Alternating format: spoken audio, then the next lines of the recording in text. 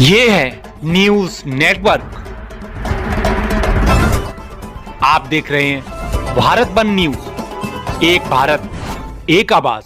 नमस्कार, आप देख रहे हैं भारत वन न्यूज और मैं हूं आपके साथ वैशाली सक्सेना और डालते हैं आज की मुख्य खबरों पर नजर। शिमला की कपकपाती ठंड में रात के करीब 9 बजे थे जब हर कोई रेडियो पर आकाशवाणी प्रोग्राम का इंतजार कर रहा था। प्रोग्राम शुरू होते ही अनाउंसमेंट हुई, आप सुन रहे हैं आकाशवाणी। इतने में लेडी रीडिंग अस्पताल के डिलीवरी रूम में बच्चे की रोने की आवाज आई। उस कमरे में दुलारी खेर ने बेटे को जन्म दिया। पत्नी का हाल कुछ देर लेने के बाद फॉरेस्ट डिपार्टमेंट में क्लर्क की नौकरी करने वाले पुष्कर नाथ खेर कमरे में आए और फिर पीछे से नर्स दाखिल हुई। माँ ने बच्चे का चेहरा देखा तो उसकी आंखें नम हो गई। इतने में पास खड़ी नर्स ने उनसे अंग्रेजी में पूछा, Mrs Kher, is this your first child? क्या ये आपका पहला बच्चा है? मिसेस खेर को अंग्रेजी नहीं आती तो वो जवाब के लिए पति को देखने लगी। पति ने अकड़ कर जवाब दिया, यस बट वाई? हाँ लेकिन क्यों? नर्स ने फिर मिसेस खेर को देखकर अंग्रेजी में कहा, Mrs Kher, you are just 19, you would have many children. आप सिर्फ 19 साल की हैं, आपके तो कई और बच्चे होंगे। मिसेस खेर ने फिर पति को देखा, उन्होंने जवाब दिया, यस बट वाई?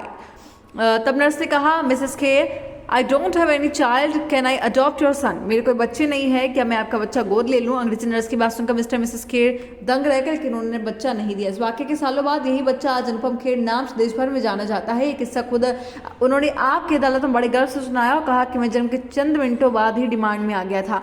आज अनुपम खेर 69 साल के हो चुके हैं। उनके जन्मदिन के खास मौके पर उनके कुछ गरीबी में पले बड़े अनुपम खेर के कुछ ज्यादा ही किस्से रहे जिनको आज हम आपको सुनाने वाले हैं।